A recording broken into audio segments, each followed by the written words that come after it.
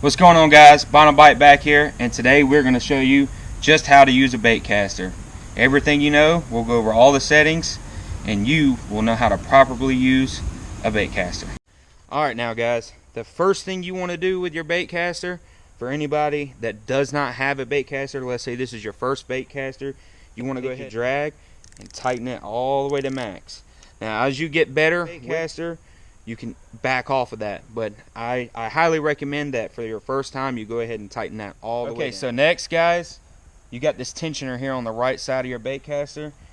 If you don't tighten down your tensioner and you got a heavy lure on, you know, like I got a big jig on right now, this is what's gonna happen right here. It's gonna come out super fast, and your line will start to bird nest if you don't get your tensioner where it needs to sit.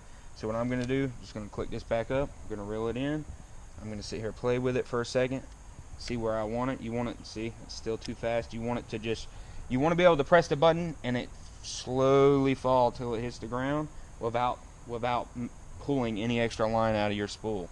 So, okay, now that's too tight, so I'm going to back off. I'm going to back off just a hair. Just a hair here I'm going to back off, and I'm going to wait for it. Okay, so see, she's going down real nice and slow. Alright, I'm going to reel up, make sure from the top that she's good. Alright, now that's how you want it. So once you get your tensioner down, you want it nice, so when you go to cast, just nice little cast here. Alright, now see, if you look at the spool, how you want to work your spool. When you're casting, imagine your bait caster like a car. Okay, when you're in your car and you press the brake, do you slam on the brakes or do you slowly press on the brakes?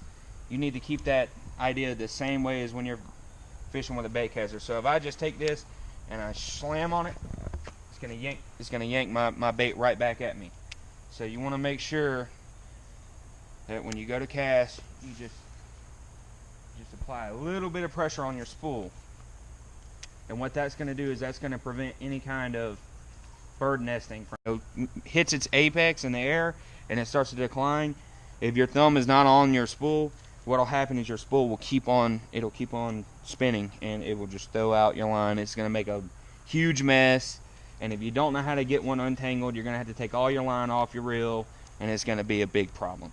So make sure when you're using these guys, just like I said, just like a car brake, you just want to put just a little bit of tension on when you go to cast, just like that, just a little bit of tension. Now I'm going to show you what an actual bird nest is, because I'm going to sling this thing, I'm not going to keep any pressure on the spool, and it's going to spool out on me. Now if you look in here, you'll see I just bird nested right there, and when I pull out this line, it's going to come to a stop, and it's going to yank your bait back in the middle of the air. So you always got to make sure that you're just easing on that pressure. And like I said, guys, once you get good at these things, you can tighten back down your drag some. That way you can cast further, because when you have it this tight like I have this one right now, it's only going to let you cast so far. Alright, now if you see, I got a huge bait here on the end of my line. Nice jig, big old creature crawler on it. Now, let's say I take this jig off and I put on a very, very small crankbait, or let's say I use a jerk bait or a swim bait. Let's say I'm fishing with a swim bait that's real light. I'm gonna have to go back in and change all the settings on this rod, because the settings are for this weight. So if I put this swim bait on here with the, as tight as I got this line down with this big old jig, you're not going to cast anywhere. You're just going to be casting pretty much to yourself, because that's what's going to happen. You're going to cast, it's going to go about 2 feet, and then you're still going to spoil your line, and you're going to be mad. So make sure you're always adjusting your tensioner to whatever lure or whatever bait you have on the end of your line, and that's how you're going to do it. And like I said, guys, just real soft tension on your spool, real nice simple casts, just like that. That's how you want it to look right there, guys. What I would do if I were you guys, I would grab your bait caster, out of your shed or wherever, and just go out in your yard, man, and just keep tightening it and loosening it until you got the exact drop you want.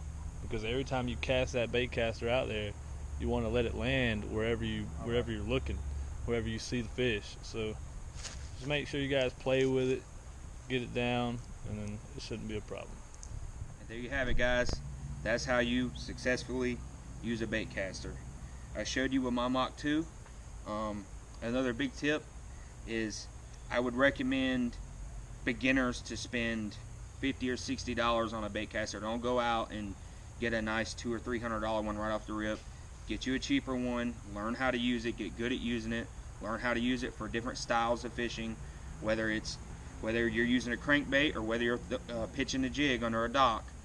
You need to learn how to get good on one before you spend the money on one. I said you mainly just get the bare bones of it down first, and before you take it out into a river somewhere, into a lake, and you just start messing up when it's real windy, getting birds nests like crazy. Just take it out in your yard, Right. Get the lure you're gonna use that day. Make sure you get it down with the weight and everything before you get on the water. You want to make a fool of yourself, and you also don't want to mess up your stuff. Right. And make sure you always bring another pole too, just in case you want to fish. You don't want to sit there and play with your line all day. So learn it. Get it down or whatever, but make sure you have another pole with you. And don't be scared to go out in your yard and do what we just showed you to do. Hey, that's how I learned. That is exactly how I learned. Go outside, go in your front yard, go in your backyard, pitch it around a couple times, cast it real far, get really used to working it. If you're on the boat, take it on the boat with you, practice there. But practice, you will learn it, no matter how hard it seems to be. Once you learn how to work the settings on it, you will be able to use it on any setting, whether it's beginner or whether it's pro. And y'all stay tuned, because we're going to be doing another video of how to fix a backlash.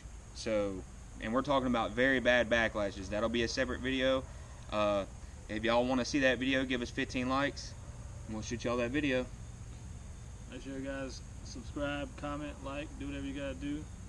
Just keep following us on our journey. We're gonna keep sending you videos out, weekly. If you guys want to hit us up, we got social media. We'll leave it in the description below. Hope you guys have a good one.